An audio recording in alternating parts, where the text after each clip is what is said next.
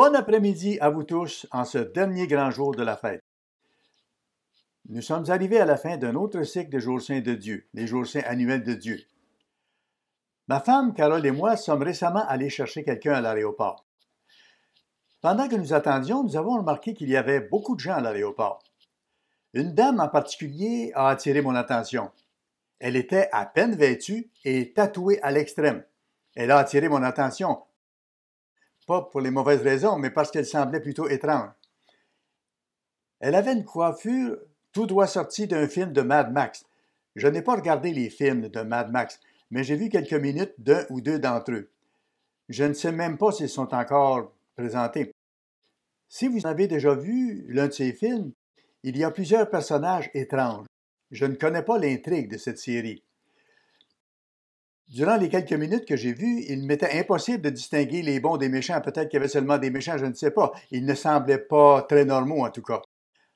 En regardant cette femme, je ne pouvais m'empêcher de penser « Que se passe-t-il dans son esprit? » J'en suis venu à réaliser, en fait je pense que j'ai toujours su, que quelque chose manque dans la vie des gens. Ils cherchent un sens, ils cherchent une identité.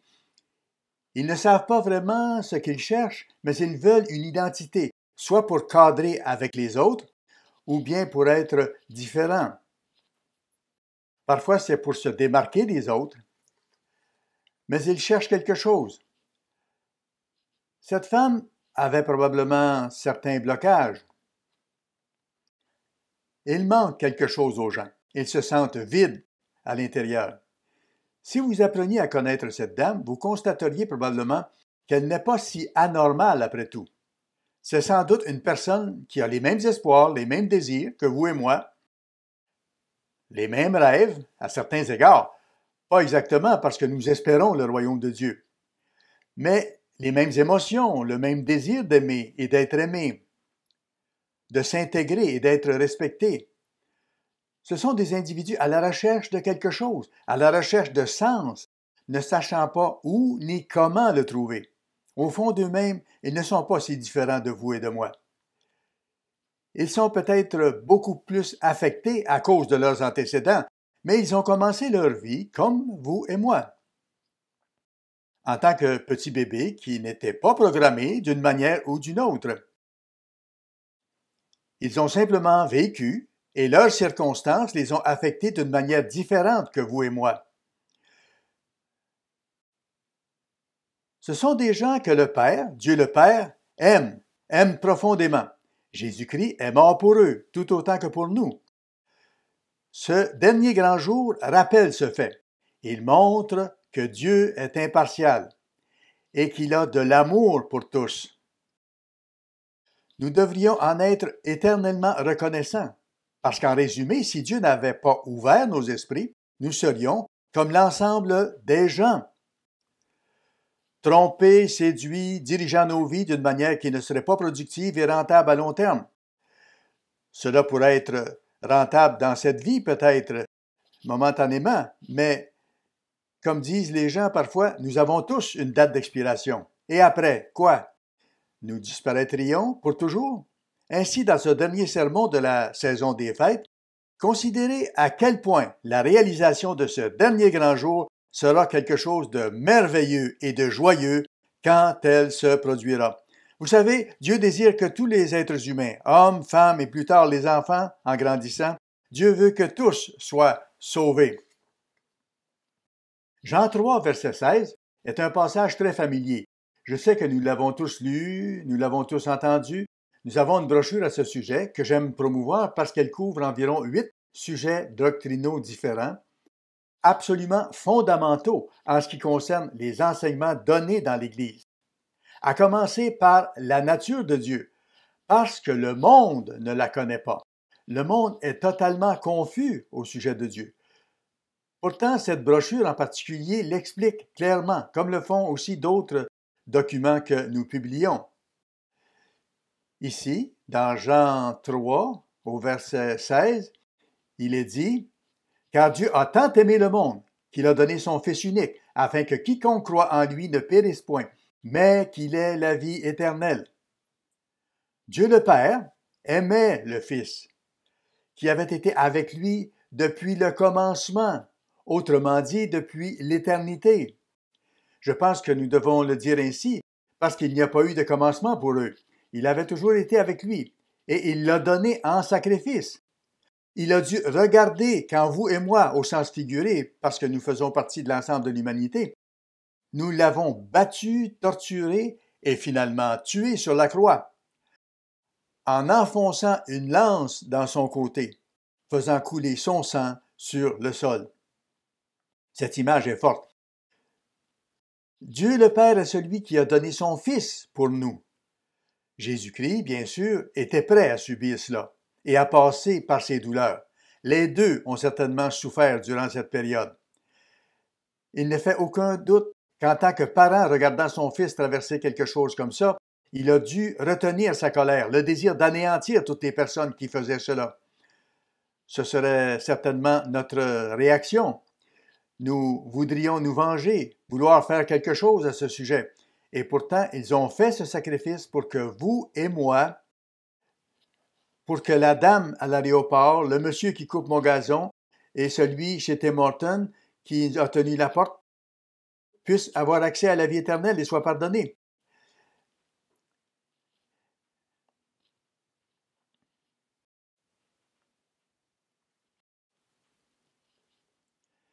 Ils l'ont fait aussi pour les autres personnes qui s'habillent et se coiffent différemment, afin que ces gens puissent aussi avoir la vie, tout autant que vous et moi. Nous avons tout simplement la possibilité, nous, de le savoir plus tôt et d'être en position d'accomplir ce pourquoi Dieu nous a appelés. Nous savons qu'il appelle les faibles du monde. Il n'a pas appelé beaucoup de grands parmi nous. Y a-t-il des grands parmi nous à notre époque? Il nous a appelés et il va appeler ces autres individus en leur donnant la même opportunité. La même opportunité exactement. Voyez 1 Timothée chapitre 2. C'est tellement fondamental. Vous, les jeunes qui m'écoutez présentement, j'espère que vous ne pensez pas ce n'est qu'un autre sermon qu'il faut écouter pour pouvoir ensuite aller manger de la crème glacée, ou pouvoir rentrer à la maison, ou autre chose que nous désirons faire, pas nécessairement aller à la plage parce que c'est un jour de sabbat. J'espère que vous prendrez le temps nécessaire d'écouter pour apprendre, parce que c'est si différent de ce que croient vos amis à l'école ou dans votre quartier, si différent de ce que croient vos pères. Ils ne comprennent pas ces choses, et ce sont des vérités absolument merveilleuses que Dieu révèle très clairement dans les Écritures. Notez 1 Timothée 2, verset 3.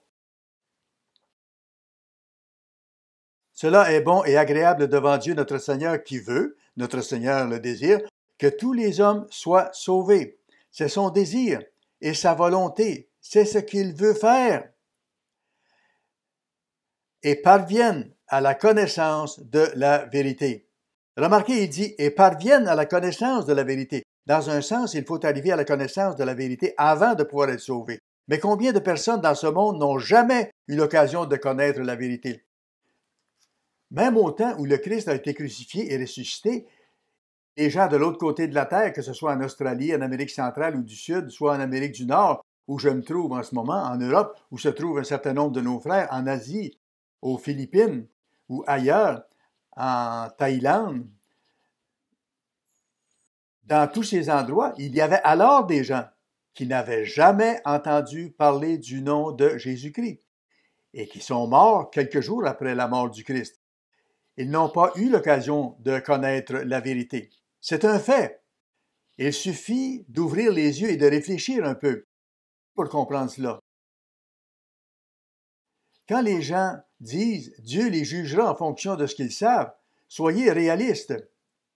Il est écrit « Il n'y a sous le ciel aucun autre nom par lequel nous devions être sauvés. » Il n'y a pas d'autre nom que le nom de Jésus-Christ. Il n'y a pas d'autre chemin vers Dieu le Père. Il a dit « Je suis le chemin, la vérité et la vie ». Nous devons reconnaître que s'ils n'ont jamais entendu parler du nom de Jésus-Christ, ils n'ont aucune chance de connaître la vérité. Et s'ils ne connaissent pas la vérité, ils n'ont pas de chance d'être sauvés. Dieu va-t-il sauver les bouddhistes, les hindouistes et les musulmans? On ne peut s'arrêter là. Va-t-il sauver ceux qui se disent chrétiens et qui ne font rien d'autre que d'accepter les pratiques païennes et d'y accoler le nom du Christ? Cela n'a aucun sens. Dieu désire Paul dit à Timothée que Dieu veut que tous les hommes soient sauvés et parviennent à la connaissance de la vérité. Notez ce qui est dit dans 2 Pierre 3, verset 9.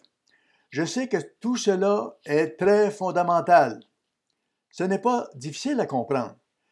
2 Pierre chapitre 3, verset 9.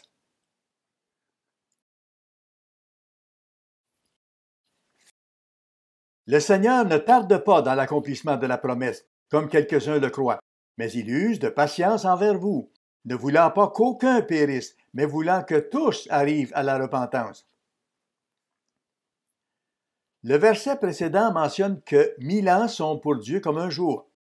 Dieu ne tarde pas dans l'accomplissement de ses promesses. Il est très patient envers vous et moi. Une année passe et cela peut nous sembler très long.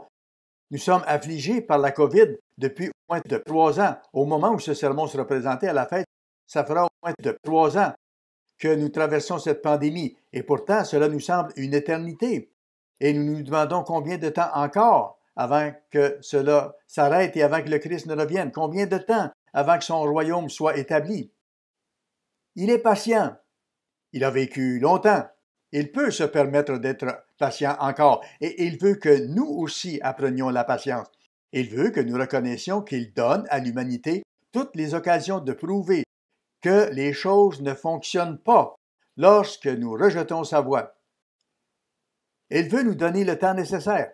Adam et Ève ont pris leur décision. Adam a spécifiquement choisi de faire autrement. Il a dit « Je veux faire les choses à ma façon ». Et Dieu lui a dit « D'accord, faites-le à votre façon. Je vous donne 6000 années, mais sachez que ce n'est pas une bonne idée. Je suppose qu'il nous faudra les 6000 ans pour enfin comprendre que ce n'est pas une bonne idée. Cela ne fonctionne tout simplement pas. Dieu ne tarde pas dans l'accomplissement de ses promesses. Il use de patience envers vous, ne voulant pas qu'aucun périsse, mais voulant que tous arrivent à la repentance. Si c'est la volonté de Dieu que personne ne périsse, mais que tous parviennent à la connaissance de la vérité, que tous arrivent à la repentance, alors soit Dieu est faible et incapable d'amener l'écrasante majorité de l'humanité à le faire, soit il y a autre chose à considérer que la vision traditionnelle des soi-disant chrétiens ou leur façon de voir l'ordre des événements. La simple observation et la logique nous révèlent une toute autre histoire si nous regardons ce qui se passe dans notre monde. Allons à Apocalypse, chapitre 20. Nous citons presque toujours Apocalypse 20 dans le sermon du dernier grand jour. Je sais que certains se disent « Oh, nous aimerions entendre quelque chose de nouveau, de différent. » Mais rappelez-vous la première fois que vous avez entendu ces choses. Ne laissez pas le fait que nous les répétions vous porter à moins apprécier les merveilleuses nouvelles qu'elles contiennent. C'est quelque chose que le monde ne comprend pas et pourtant c'est si clair quand vous lisez les Écritures. À la fin du livre de l'Apocalypse, au chapitre 19, nous voyons qu'il est question du retour du Christ. Il sera le roi des rois et le seigneur des seigneurs. Puis, au chapitre 20, versets 1, 2 et 3, il est dit qu'un ange va saisir le dragon, le serpent ancien, qui est le diable et Satan, et le lier pour 1000 ans. Il ne sera plus là pour séduire les nations. Il sera destitué. C'est le jour des expiations. Puis nous arrivons au verset 4, Apocalypse 20, verset 4, « Et je vis des trônes, et à ceux qui s'y assirent fut donné le pouvoir de juger. Et je vis les âmes de ceux qui avaient été décapités à cause du témoignage de Jésus et à cause de la parole de Dieu, de ceux qui n'avaient pas adoré la bête ni son image, et qui n'avaient pas reçu la marque sur leur front et sur leurs mains. Ils revinrent à la vie, et ils régnèrent avec Christ pendant 1000 ans. » C'est ce que nous venons de célébrer. La fête des tabernacles qui représente le règne millénaire du Christ sur la terre, quand vous et moi, nous aurons l'occasion de régner sur des villes et accomplir nos différentes responsabilités pour apporter la paix à ce monde troublé. Nous aurons alors l'opportunité de le faire pendant 1000 ans, au cours desquels il y aura des gens qui suivront ce que le Christ aura enseigné à travers nous. Ils liront la parole de Dieu, ils seront convertis, ils seront baptisés, Ils seront fidèles et ils ressusciteront, pensons-nous, à la fin du millénium. Nous n'en sommes pas absolument sûrs, mais il semblerait qu'ils puissent être ressuscités à ce moment-là. Ils auront ensuite l'occasion de travailler avec cette multitude innombrable de gens qui seront ramenés à la vie. Je ne parle pas de la grande foule d'Apocalypse 7, mais de cette masse d'humains, les milliards de gens qui ont vécu et qui sont morts sans jamais connaître la vérité. Ainsi, il est dit au verset 5, il parle d'abord de la résurrection de ceux qui appartiennent à Christ au moment de son retour, puis il dit, les autres morts ne revinrent point à la vie jusqu'à ce que les 1000 ans soient accomplis. C'est la première résurrection. En lisant les choses que les gens du monde écrivent au sujet de la résurrection générale, il est évident qu'ils ne comprennent pas cette déclaration, pourtant claire, qui montre que ceux qui sont à Christ seront ressuscités au moment de sa venue, mais que les autres morts, ceux qui n'appartiennent pas à Christ, ne revivront pas avant que 1000 ans ne soient écoulés. Il y a donc une deuxième résurrection. Il y aura une première résurrection et il y aura une deuxième résurrection, comme nous le verrons. Heureux et saints ceux qui ont part à la première résurrection. La seconde mort n'a point de pouvoir sur eux. Vous voyez, si nous sommes de la première résurrection, la deuxième mort n'aura pas de pouvoir sur nous, la mort éternelle. Elle n'aura aucun pouvoir sur nous. Nous aurons réussi à ce moment-là. Et c'est une merveilleuse nouvelle. Tant que nous avons la vie physique, Dieu ne va pas nous abandonner. Nous allons faire des erreurs, bien sûr. Nous allons pécher de temps en temps. Mais Dieu pardonnera ses péchés à cause du sacrifice de son Fils. Et Jésus-Christ est notre avocat auprès du Père.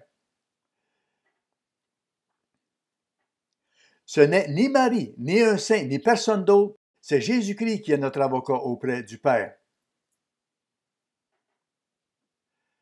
La seconde mort n'a point de pouvoir sur eux, mais ils seront sacrificateurs de Dieu et de Christ, et ils régneront avec lui pendant 1000 ans. C'est la récompense initiale qui nous est donnée, un règne de 1000 ans avec le Christ. Et bien sûr, cela ira bien au-delà. Puis il est dit, quand les 1000 ans seront accomplis, verset 7, Satan sera relâché de sa prison.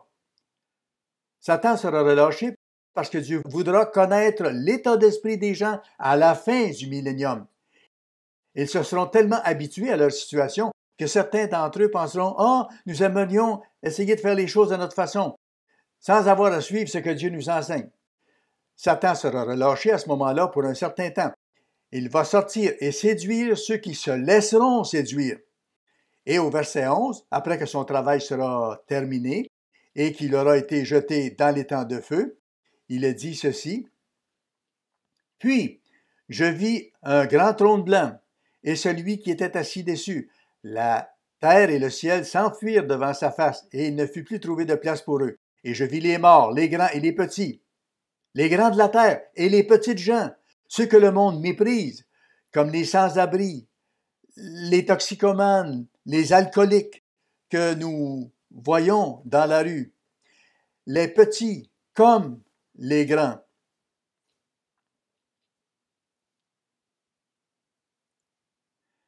Et je vis les morts, les grands et les petits qui se tenaient devant le trône. Des livres furent ouverts. Les voilà, ils sont là. Ils ne reviendront point à la vie jusqu'à ce que les 1000 ans soient accomplis, comme il est dit au verset 5. Nous les voyons ici, revenus à la vie, à nouveau vivants. Et des livres seront alors ouverts. Et un autre livre fut ouvert, celui qui est le livre de vie. Si vous étudiez, vous verrez que le livre de vie est celui dans lequel nos noms doivent être inscrits pour que nous ayons la vie éternelle. Et les livres qui sont mentionnés ne sont pas des recueils où seraient notés les péchés des gens, comme certaines personnes le pensent. Nous savons que ces gens n'ont pas réussi, sinon ils auraient été ressuscités lors de la première résurrection 1000 ans plus tôt. Les livres mentionnés sont ceux de la Bible. Ils avaient été fermés et scellés à leur compréhension. Et voilà que tout à coup, ils s'ouvrent et qu'ils deviennent compréhensibles. Combien de personnes lisent la Bible sans la comprendre? En fait, certains d'entre vous ont été dans cette catégorie. En la lisant, vous trouviez qu'elle n'avait pas de sens. Et tout d'un coup, Dieu a commencé à vous appeler et vous avez commencé à comprendre. Ces livres leur avaient été fermés. Ces gens avaient été coupés de l'arbre de vie. Mais à ce moment-là, les livres seront ouverts pour eux. Ils auront l'occasion de comprendre. Et le livre de vie ne sera pas fermé, il sera ouvert pour que leur nom y soit inscrit. Nous pouvons lire ailleurs au sujet de cette résurrection. Dans Ézéchiel 37, il est question de la vallée des ossements desséchés. Et à vous, les jeunes, je veux rappeler qu'il y a plusieurs années, même des décennies, j'ai donné une étude biblique à environ 24 adolescents qui avaient grandi dans l'Église. Nous utilisions un jeu de charade biblique, et l'une d'entre elles concernait la vallée des ossements desséchés. Aucun de ces jeunes gens présents ne savait ce qu'était cette vallée. Et pourtant, chaque année, à la fête des tabernacles, presque chaque année, on lit ce passage des Écritures qui parle d'un moment où les gens vont sortir de leur tombe lors d'une résurrection à la vie physique, pas une résurrection spirituelle. Notez le verset 1, Ézéchiel 37, verset 1, il dit « La main de l'Éternel fut sur moi, et l'Éternel me transporta par son esprit et me déposa dans le milieu d'une vallée remplie d'ossements. Il me fit passer auprès d'eux tout autour. Et voici, ils étaient fort nombreux à la surface de la vallée, et ils étaient complètement secs. » Les eaux humides sont comme vivants, pour ainsi dire, mais les eaux très secs ont eu le temps de blanchir au soleil, de se dessécher et de mourir. En d'autres termes, quand des eaux ont été desséchées, ils ne sont plus vivants, ils sont morts. Verset 3. Il me dit, « Fils de l'homme, ces eaux pourront-ils revivre? » Cela m'étonne toujours quand Dieu nous pose une question à laquelle il est le seul à pouvoir répondre. Il a dit, « Ces eaux pourront-ils revivre? » Ézéchiel a probablement pensé, « Pourquoi il me demande cela? » Je répondis, « Seigneur éternel, tu le sais. » C'est une bonne réponse. Je ne le sais pas, mais toi tu le sais. Il me dit, « Prophétise sur ces eaux et dis-leur, ossements desséchés, écoutez la parole de l'Éternel. » Ainsi, l'Éternel, le Seigneur, parle à ces eaux. « Voici, je vais faire entrer en vous un esprit et vous vivrez. Ces gens sont morts. » Et il leur dit qu'ils vont recommencer à vivre. « Je vous donnerai des nerfs, des ligaments, des tendons. Je ferai croître sur vous de la chair, des muscles. Je vous couvrirai de peau. Je mettrai en vous un esprit et vous vivrez. » Et, à ce moment précis, pas avant, vous saurez que je suis l'Éternel. Pouvez-vous imaginer ce qui se passera quand ces eaux se rapprocheront? Quelle que soit la méthode utilisée par Dieu, c'est symbolique. Dieu va prendre l'esprit de l'homme qui était en eux et le mettre dans un nouveau corps. Peut-être que leurs os avaient été détruits dans un incendie, jetés dans un ruisseau, et plus tard transformés en poussière ou en sable. Dieu va ramener ces gens à une vie physique. C'est ça le point important ici. Ils auront de nouveau de la chair, du sang, des os, des tendons et de la peau pour les couvrir. Alors, à ce moment, ils sauront que Dieu est l'Éternel. Pouvez-vous imaginer quand ils sortiront de leur tombe? Quelle qu'a été leur dernière pensée? Vlan, en un instant, ils seront ramenés, même si 1000 ou 5000 ans se soient écoulés depuis leur mort. Cela leur semblera un instant. Ils n'auront pas perçu le passage du temps. Ils reviendront à la vie à ce moment-là. Pouvez-vous imaginer à quel point ils seront désorientés? Ils se demanderont, « Où suis-je? » Cela semble tellement différent de l'endroit où j'étais. Et je viens de tuer quelqu'un qui essaie de me tuer. C'est la dernière chose dont je me souvienne. Et maintenant, je suis ici avec tous ces gens, cette marée humaine. Nous ne savons pas s'ils seront tous au même endroit, mais il y aura certainement d'autres personnes autour d'eux. Il y a tellement de gens qui ont vécu sur la terre. Et ils seront ramenés à la vie à ce moment-là, versets 7 et 8. Je prophétisais selon l'ordre que j'avais reçu. Notez que c'est Ézéchiel qui devait dire ces choses selon l'ordre de Dieu. Et comme je prophétisais, il y eut un bruit, et voici, il se fit un mouvement, et les eaux s'approchèrent les uns des autres. Je regardai, et voici, il leur vint des nerfs. La chair crut, et la peau les couvrit par-dessus. Mais il n'y avait point en eux d'esprit. Ce n'étaient que des cadavres. C'est vraiment intéressant parce que c'est un miracle en soi. À vrai dire, tout cela est miraculeux.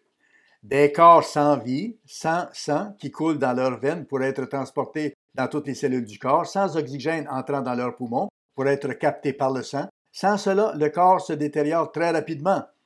C'est un miracle.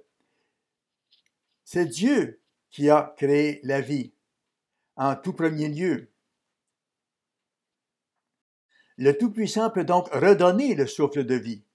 Il est dit qu'il n'y avait pas de souffle en eux. Verset 9, il me dit, prophétise et parle à l'Esprit. Prophétise, fils de l'homme, et dis à l'Esprit, ainsi parle le Seigneur l'Éternel. Esprit, viens des 80, souffle sur ces morts, et qu'ils revivent. Notez que Dieu dit en vision à Ézéchiel ce qu'il doit faire, puis le prophète agit. Verset 10, je prophétisai. Ézéchiel transmet la parole de Dieu, selon l'ordre qu'il m'avait donné. Et l'Esprit entra en eux, et ils reprirent vie, et ils se tinrent sur leurs pieds. C'était une armée nombreuse, très nombreuse. Il y avait là un grand nombre de personnes, sans doute plus qu'Ézéchiel ne pouvait même l'imaginer à son époque. De son vivant, il aurait sans doute pu penser en termes de centaines de milliers ou peut-être de millions de personnes ayant vécu. Nous pouvons en avoir une idée, nous, en considérant l'histoire passée, sachant aussi que nous sommes maintenant autour de 8 milliards de personnes sur la Terre présentement, évaluant en plus le nombre de ceux qui sont morts depuis le début. Ce sera certainement un grand nombre de personnes. Dieu voit les choses grandes. Il ne voit pas les choses en petit comme nous. Il va avoir une grande famille, pas seulement 2 ou 3 enfants. Il y aura des milliards d'enfants dans sa famille quand elle sera complétée. Et remarquez ce que dit le verset 11. Il me dit, Fils de l'homme, ces eaux, c'est toute la maison d'Israël. Pas seulement les Juifs, mais toute la maison d'Israël. Donc, au moins les descendants des 10 tribus formant la maison d'Israël. Et parfois, comme c'est le cas ici, cela inclut aussi les Juifs, les Benjamites et les Lévites. Il s'agit certainement des 10 tribus de la maison d'Israël, mais je pense que le terme Israël est employé ici dans un sens plus large. Toute la nation. Comme Dieu a d'abord travaillé avec Israël et ensuite avec les gentils, on ne peut pas dire que les seules personnes qui seront ramenées dans cette résurrection seront les Israélites. Nous le savons par le modèle que Dieu nous a montré, et il nous a clairement montré ce schéma.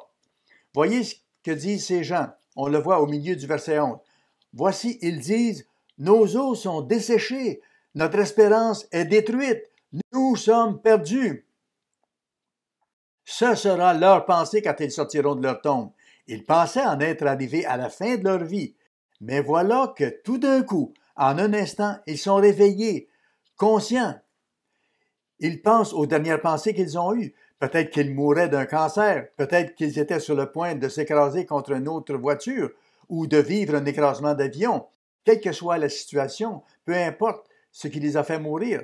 Peut-être la guerre dans laquelle tant de millions de jeunes sont morts. Ils vont se dire, notre espoir est perdu. Nous n'avons plus d'espoir. La vie est finie pour nous. C'est ce qu'ils vont penser. Mais le verset 12 dit, prophétise donc et dis-leur, ainsi parle le Seigneur l'Éternel. Voici, j'ouvrirai vos sépulcres. Je vous ferai sortir de vos sépulcres, ô mon peuple. Et je vous ramènerai dans le pays d'Israël. Et vous saurez que je suis l'Éternel. C'est à ce moment-là qu'ils vont connaître Dieu. Ils ne le connaissaient pas avant. Ils ne comprenaient vraiment pas qui était Dieu. On le voit dans toute l'histoire d'Israël. Leur culte à Baal et tout ce qu'ils faisaient, contraire aux lois de Dieu. Israël moderne, son rejet total de Dieu et sa croyance en l'évolution. Même beaucoup de gens qui croient en la Bible superficiellement croient en l'évolution. Si nous sommes le produit de l'évolution, à quoi cela peut-il mener? À quoi cela peut-il servir? Une vie peut-elle évoluer après la mort en quelque chose qui durerait toujours? Cela n'a guère de sens. Et vous saurez que je suis l'Éternel, lorsque j'ouvrirai vos sépulcres et que je vous ferai sortir de vos sépulcres, ô mon peuple. Je mettrai mon esprit, Dieu mettra son esprit, non pas l'esprit dans l'homme, mais l'esprit de Dieu en vous, et vous vivrez. Je vous rétablirai dans votre pays, et vous saurez que moi, l'Éternel, j'ai parlé et agi, dit l'Éternel. C'est à ce moment-là qu'ils vont comprendre pour la toute première fois. Dieu travaillera avec Israël, mais il travaillera aussi avec toute l'humanité.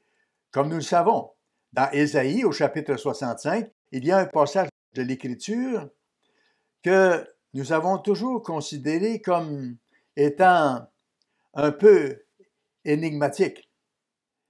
Il est en fait un peu difficile d'en saisir toute l'ampleur. Mais nous y croyons, et je pense que Dieu a vraiment inspiré son Église de comprendre comment ces événements doivent s'intégrer dans la séquence des étapes du grand plan d'ensemble de Dieu, comme nous pouvons le voir. Ésaïe 65, verset 17. Verset 17. Car je vais créer de nouveaux cieux et une nouvelle terre, on ne se rappellera plus les choses passées, elles ne reviendront plus à l'esprit. Cela semble donc devoir se produire après le jugement du grand trône blanc. Réjouissez-vous plutôt et soyez toujours dans l'allégresse à cause de ce que je vais créer, car je vais créer Jérusalem pour l'allégresse et son peuple pour la joie. Parfois, dans un passage de l'Écriture, Dieu parle d'une chose, puis il fait digression sur un autre point, avant de revenir à l'idée première. Il dit ici qu'il crée Jérusalem pour l'allégresse et son peuple pour la joie. Je ferai de Jérusalem mon allégresse et de mon peuple ma joie. On n'y entendra plus le bruit des pleurs et le bruit des cris. Encore une fois, cela semble être après la deuxième résurrection. Puis, dans le texte, il semble y avoir l'insertion d'une autre idée. Il n'y aura plus ni enfants ni vieillards qui n'accomplissent leur jour, car celui qui mourra à 100 ans sera jeune. Et le pécheur âgé de 100 ans sera maudit. Une fois que nous serons des êtres spirituels, il n'y aura plus de mort du tout pour nous. Comme il est question de pleurs et de cris juste avant, nous comprenons par cela qu'il s'agit de la période du jugement du grand trône blanc. Dieu va donner 100 ans aux gens, et c'est logique, parce qu'il y a tellement de choses qu'ils devront désapprendre. Les plus âgés parmi nous savent très bien que le temps passe très, très vite. Ces gens ressuscités auront tellement été induits en erreur que lorsqu'ils reviendront à la vie, ils devront désapprendre beaucoup de choses avant d'apprendre la vérité.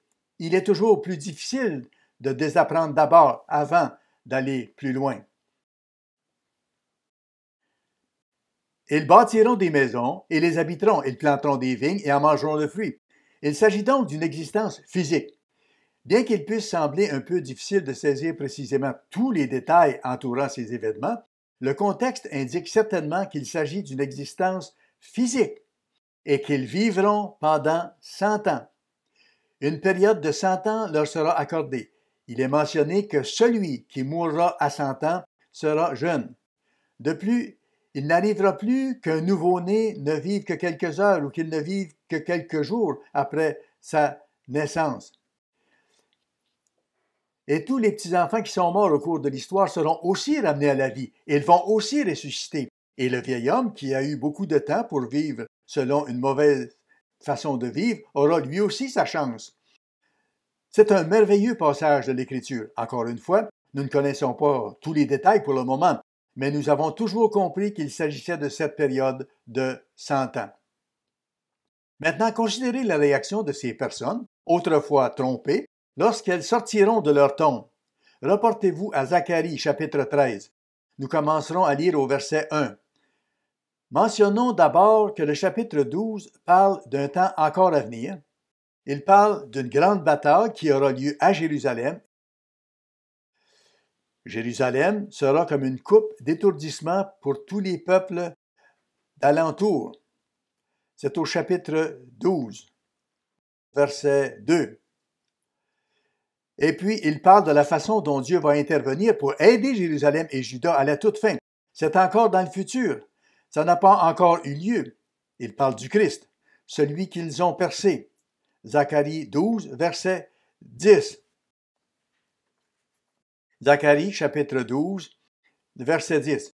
Alors je répandrai sur la maison de David et sur les habitants de Jérusalem un esprit de grâce et de supplication, et ils tourneront les regards vers moi, celui qu'ils ont percé. En d'autres termes, ce sera Christ qui reviendra pour les sauver.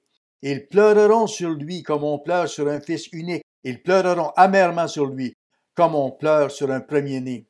Ils vont être dévastés, brisés quand ils se rendront compte qu'ils ont tué le Messie, lui qui revient pour les sauver. Puis au chapitre 13, verset 1, il est dit « En ce jour-là », c'est donc un temps futur. Il ne s'agit pas ici de l'époque du grand trône blanc, mais plutôt du millénium. En ce jour-là, une source sera ouverte pour la maison de David et les habitants de Jérusalem, pour le péché et pour l'impureté, en d'autres termes, pour purifier leurs péchés. En ce jour-là, dit l'Éternel des armées, j'exterminerai du pays les noms des idoles, afin qu'on ne se souvienne plus d'eux. J'ôterai aussi du pays les prophètes et l'esprit d'impureté. Et c'est ici le point que je veux aborder. Que ce soit après le retour du Christ et l'entrée dans le millénium, ou que nous parlions de ces gens qui reviennent à la vie dans le jugement du grand trône blanc, il y a une petite similitude ici entre les deux. Verset 3. Si quelqu'un prophétise encore, son père et sa mère, qui l'ont engendré, lui diront « Tu ne vivras pas, car tu dis des mensonges au nom de l'Éternel. » C'est sans doute plus directement au début du millénium.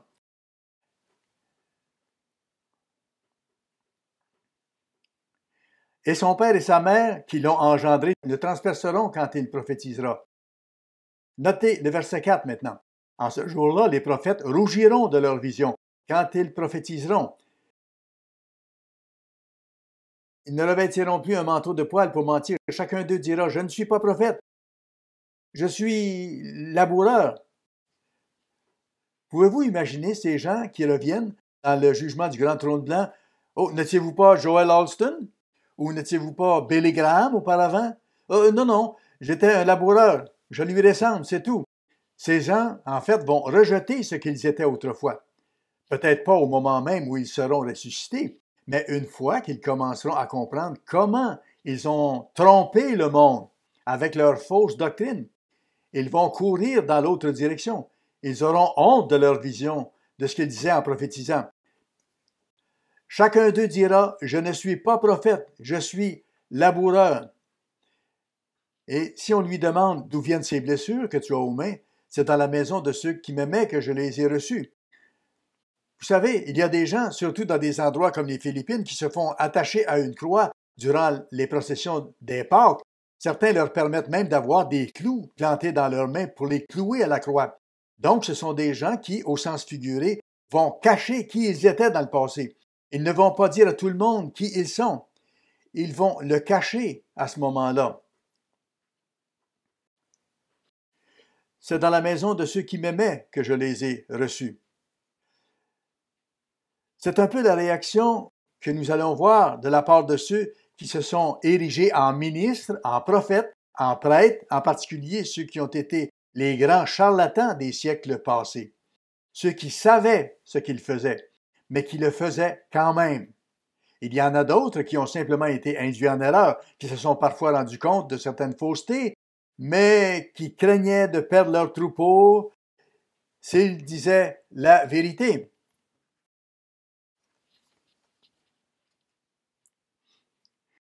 Il y a donc ceux qui sont délibérément des séducteurs, puis il y a ceux qui sont des trompeurs, mais qui ne comprennent pas complètement. Ils ont eux-mêmes été trompés. Quoi qu'il en soit, ils vont vouloir taire la chose. Remarquons aussi, dans Matthieu au chapitre 11, Matthieu chapitre 11, verset 20.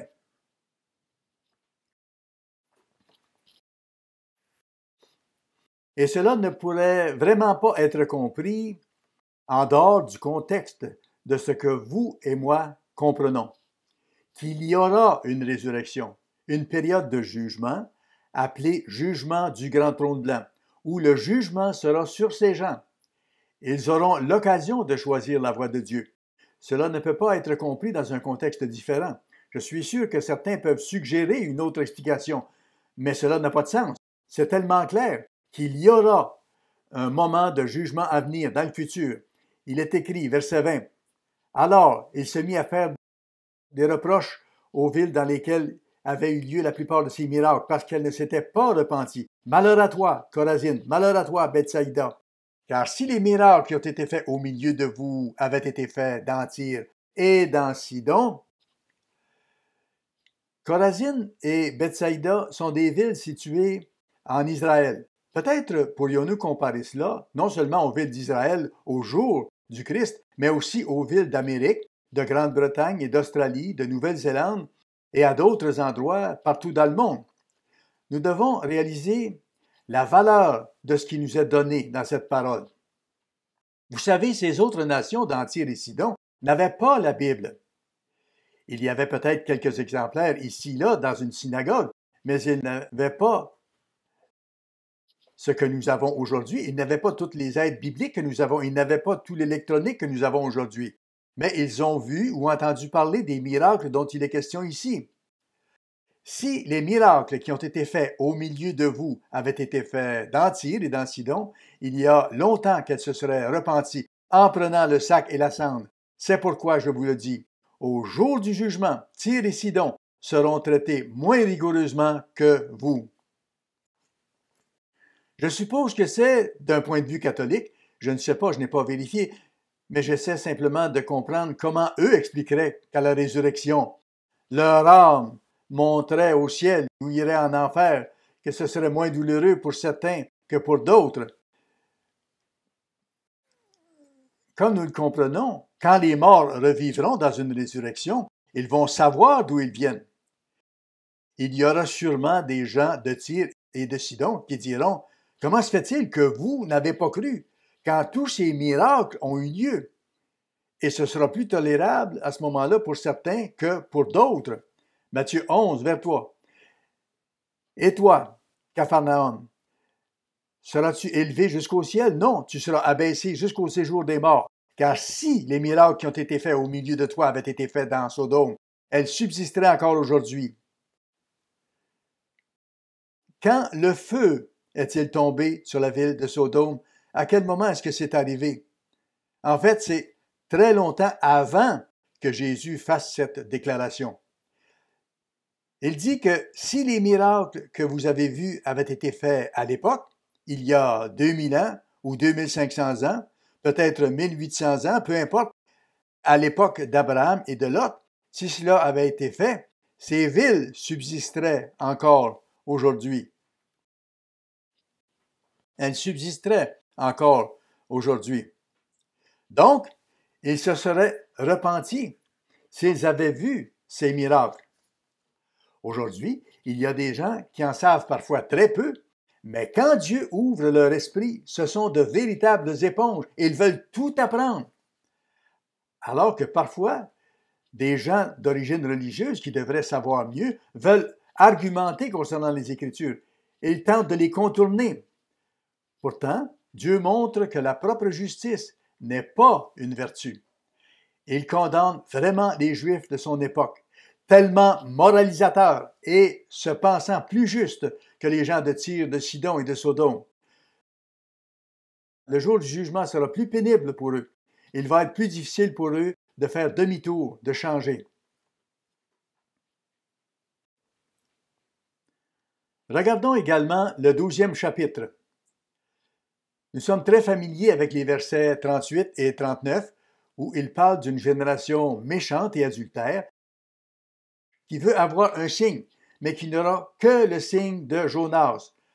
Remarquons le verset 41. Les hommes de Ninive se lèveront au jour du jugement. Ça remonte à des centaines d'années, peut-être, jusqu'à 1000 ans. Vous pouvez vérifier la période de temps exacte. Peu importe. Le fait est que c'était il y a longtemps, des centaines d'années auparavant. En fait, pas un millier dans le cas de Ninive, mais autour de 500 à 600 ans environ. Les hommes de Ninive se lèveront au jour du jugement avec cette génération et la condamneront. Ils vont se lever avec cette génération et la condamneront parce qu'ils se repentirent à la prédication de Jonas. Et voici, il y a plus ici que Jonas. Ainsi, à l'époque de Jonas, ils se sont repentis. Et pourtant, les gens de l'époque de Jésus ne se sont pas, eux, repentis quand ils ont entendu la vérité. Verset 42. La reine du Midi se lèvera au jour du jugement avec cette génération et la condamnera, parce qu'elle vint des extrémités de la terre pour entendre la sagesse de Salomon. Et voici, il y a ici plus que Salomon. Jésus dit, « Je suis plus grand que Salomon. » Ce n'était pas de l'arrogance. Il était vraiment plus grand. Il était le Fils de Dieu. Et il a dit, vous ne m'écoutez pas, alors que même la reine de Séba a écouté quand elle est venue. Cela remontait à environ 1000 ans auparavant.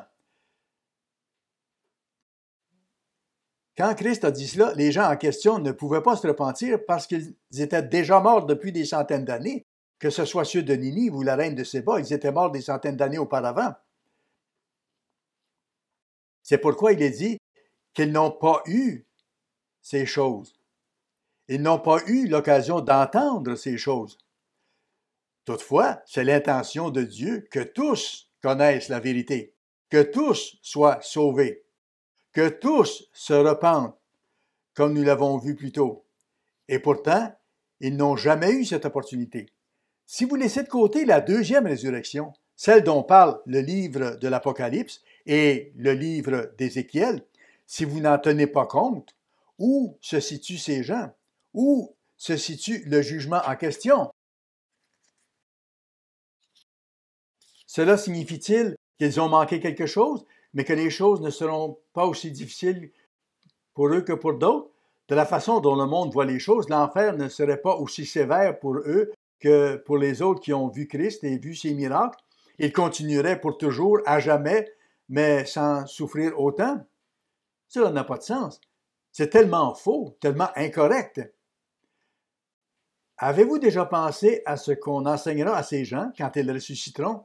Je ne veux pas dire instantanément, mais dans les jours qui suivront. Remarquons ce qui est écrit dans Ésaïe, le chapitre 55, à ce sujet. Cela fait partie des Écritures depuis toujours. Nous ne faisons que spéculer, mais voici certaines des choses qui pourront être dites, des choses qu'il vous sera peut-être demandé de dire, tout comme il fut commandé à Ézéchiel de dire aux ossements secs de se rassembler et à l'esprit d'entrer en eux. De la même façon, Dieu va nous utiliser, vous et moi, comme rois et prêtres, dans son royaume, et nous enseignerons aux gens des villes. Nous recevrons des récompenses à ce moment-là aussi. Qu'allons-nous dire? Ésaïe 55, verset 1. Vous tous qui avez soif, ceux qui ont cette soif de quelque chose, faim de quelque chose, sans savoir de quoi exactement. Vous tous qui avez soif, venez aux eaux, même celui qui n'a pas d'argent, venez, achetez et mangez, venez acheter du vin et du lait, sans argent, sans rien payer. Je vais vous donner quelque chose, vous devez l'acheter. Comme nous le disons à nos jeunes, nous avons, pour ainsi dire, quelque chose à vendre. C'est un mode de vie. Nous espérons que vous l'achèterez en y adhérant, mais nous ne pouvons pas le choisir à votre place.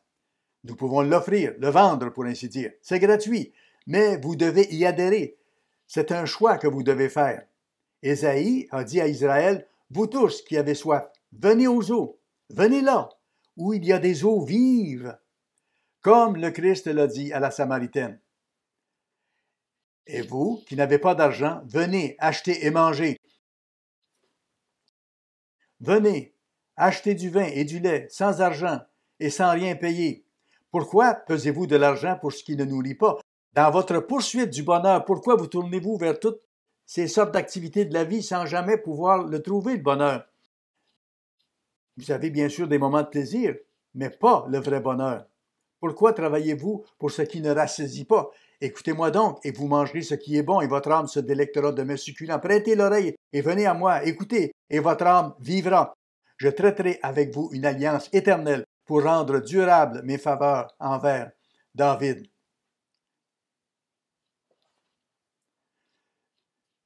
C'est un peu ce que nous dirons aux gens. Nous leur dirons, vous avez vécu tout ce temps, mais où cela vous a-t-il mené? Cela a conduit à la mort. Nous allons vous donner une seconde vie et une première chance. C'est la première chance, ce n'est pas une seconde chance, c'est la première chance. Maintenant, on va vous donner la vérité et vous devez l'acheter. Cela ne coûte rien, mais vous devez y adhérer.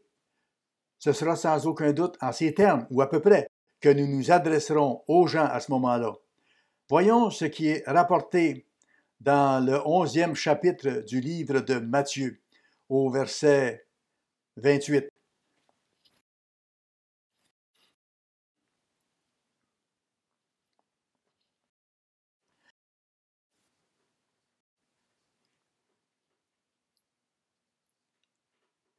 verset 28. C'est ce que Jésus a dit aux gens à son époque. Nous allons sûrement enseigner la même leçon dans le futur à ceux qui seront ramenés à la vie. Verset 28, il dit ceci. C'est le Christ qui parle. « Venez à moi, vous tous qui êtes fatigués et chargés, et je vous donnerai du repos. » Venez à moi, vous tous qui êtes fatigués et chargés, et je vous donnerai du repos. Ces gens ont travaillé tout au long de leur vie physique, essayant de trouver quelque chose. Ils sentaient un besoin qu'ils ne pouvaient pas identifier. Ils avaient faim, ils avaient soif, mais ils ne pouvaient jamais trouver satisfaction. Arrivés à la fin de leur vie, ils commencent à se dire « Pourquoi tout ça? Quel est le but de la vie? » Le Christ déclare, Matthieu 11, versets 28 à 30, « Venez à moi, vous tous qui êtes fatigués et chargés, et je vous donnerai du repos. Prenez mon joug sur vous et recevez mes instructions. » Oui, il y a des choses à faire, une tâche particulière à accomplir. Vous devez vaincre le péché. Vous devez choisir mon mode de vie. Développer un caractère saint et juste en permettant à mon esprit en vous de produire ce caractère saint et juste. C'est votre rôle, votre part. Mais c'est tellement mieux comparé à votre ancienne façon de vivre. Vous n'avez pas à vous soucier des MST, maladies sexuellement transmissibles.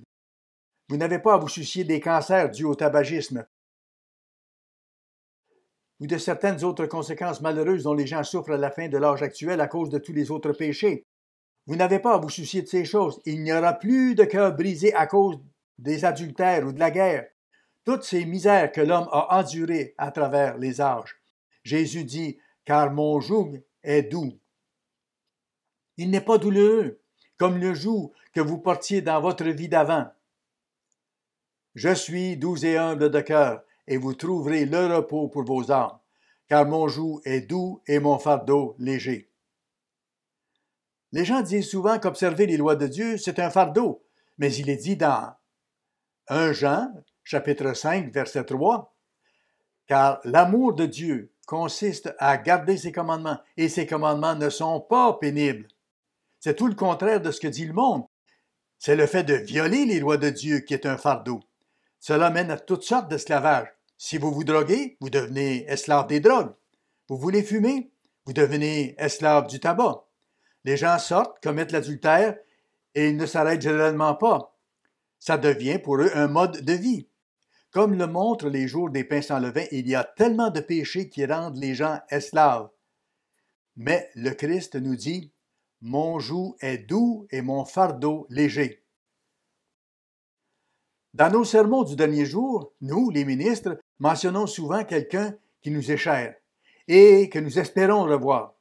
Peut-être que c'est une mère ou un père, peut-être une sœur, un fils ou une fille, ou une autre personne morte en bas âge. Chaque individu a des êtres chers. Chacun est attaché de façon spéciale à quelqu'un d'autre. Mais je veux que nous allions un peu plus loin, en considérant que lorsque nous ferons partie de la famille de Dieu, nous aurons en nous l'amour de Dieu en abondance. C'est ce qui va se produire. Nous aurons cet amour parfait en nous. Nous prendrons soin de tous, pas seulement de ceux que nous espérons revoir. Nous ne voulons enlever ce privilège à personne, car tous ont des êtres chers. La plupart d'entre nous en ont. Imaginez toute l'humanité. Vous apprendrez à connaître ces gens, pas seulement en apparence, mais vous saurez ce que chacun est, ce qu'il a dans le cœur, ce que cette personne aime vraiment, ce qu'elle veut réellement. Parfois, les gens sont détestables parce qu'ils sont frustrés et ils ne savent tout simplement pas quoi faire. Mais quand vous apprenez à les connaître, vous voyez qu'ils ne sont pas si différents de nous à certains égards. Je sais qu'il y a des gens qui ne semblent pas même avoir de conscience. Je comprends cela, mais nous devons tenir compte de tout ce qu'ils ont vécu.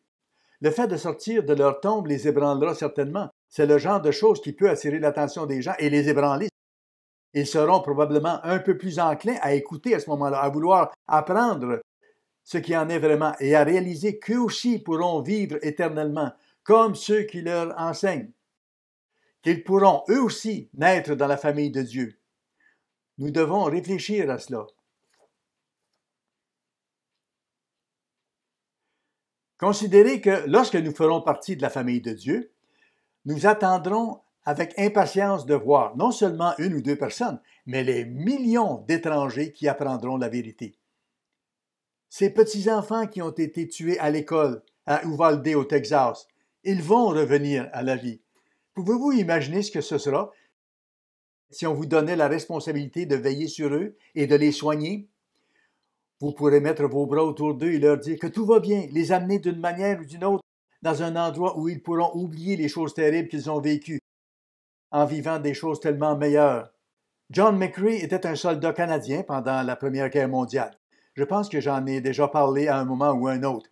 Il a écrit un beau poème au sujet des jeunes gens qui sont morts si tragiquement dans les champs de bataille d'une région du nord de la Belgique, appelée la Flandre, la région flamande.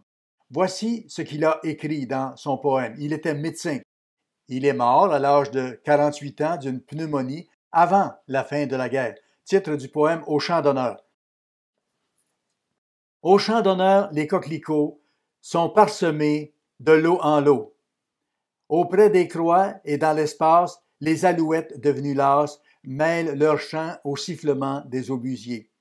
Nous sommes morts, nous qui songions la veille encore à nos parents, à nos amis. C'est nous qui reposons ici au champ d'honneur. À vous, jeunes désabusés, à vous de porter l'oriflamme et de garder au fond de l'âme le goût de la liberté. Acceptez le défi, sinon les coquelicots se faneront au champ d'honneur. Cela fut écrit pendant la Première Guerre mondiale, 1914-1918.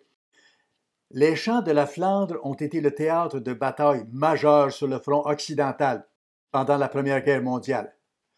1 million de soldats de plus de 50 pays différents ont été blessés, portés disparus ou tués au combat.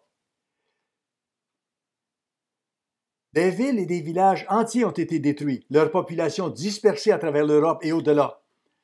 La destruction de la ville d'Ypres et les conditions brutales endurées pendant la bataille de Passchendaele, la troisième bataille d'Ypres, sont devenus des symboles mondiaux de l'absurdité de la guerre. Les symboles mondiaux d'absurdité de la guerre. Pensez à tous les jeunes hommes, femmes et civils qui sont morts au combat ou à la guerre, aux victimes de la guerre. Pensez à tous ces gens qui renaîtront. Pensez aux gens de l'Ukraine en ce moment. Leurs maisons sont détruites et toutes leurs entreprises aussi. Tout ce qu'ils avaient, ce qui leur était familier, leurs possessions, ils ne les ont plus, sauf ce qu'ils peuvent transporter pour se réfugier dans un autre pays quand c'est possible. Pensez à tout cela. Je pense qu'il y a plus de 5 millions de personnes déjà, ou à peu près, qui ont été déplacées, et ce n'est que la pointe de l'iceberg de ce qui s'est passé au fil du temps. Nous allons nous réjouir quand nous verrons ces jeunes hommes et bien d'autres revenir à la vie et embrasser leurs anciens ennemis. Pouvez-vous imaginer les Allemands, les Français, les Britanniques et tous les autres, quand ils comprendront vraiment ce qu'il en est? Ils s'embrasseront et seront si heureux d'apprendre à se connaître et de découvrir que cette autre personne était en fait comme elle. Dans le roman À l'Ouest, Rien de nouveau, écrit par Éric Maria, j'oublie son nom, il y a un passage très poignant où un soldat allemand qui avait tué un Français dans une tranchée le regarde, sort le contenu de son portefeuille et se rend compte qu'il a de la famille. Comme lui, il a une mère et un père, des frères et des sœurs. Cela montre l'absolue absurdité de notre monde. C'est au jugement du grand trône blanc que reviendront à la vie tous ces gens qui ont vécu de manière insensée pour apprendre enfin à vivre d'une manière très différente, heureuse et prendre un joug plus doux, un fardeau léger. Résumons le sens de cette journée. Dieu est amour et il se soucie de chacun de ses enfants. Il est juste. Il n'a pas appelé seulement les privilégiés, les chanceux, ceux qui se trouvaient justement là où prêchait un ministre de Dieu. Il s'occupe du monde entier, de toute sa création. Il est mort pour tous, pas seulement pour quelques privilégiés. Il y aura une résurrection à la vie physique pour que tous et chacun aient une première véritable occasion de comprendre. Imaginez l'émotion des premières minutes de ce premier jour de retour à la vie pour ceux à qui on donnera cette première chance. Quelle occasion unique! Une expérience dont nous voulons faire partie en suivant la voie de Dieu jusqu'à la fin. Pour être là, pour le voir et pour y participer. Non pas pour revenir lors d'une troisième résurrection, mais être capable d'être présent, de voir cela et d'en faire partie. Quel incroyable privilège Dieu nous a donné, à vous et à moi. Vraiment, c'est un grand jour que ce dernier grand jour.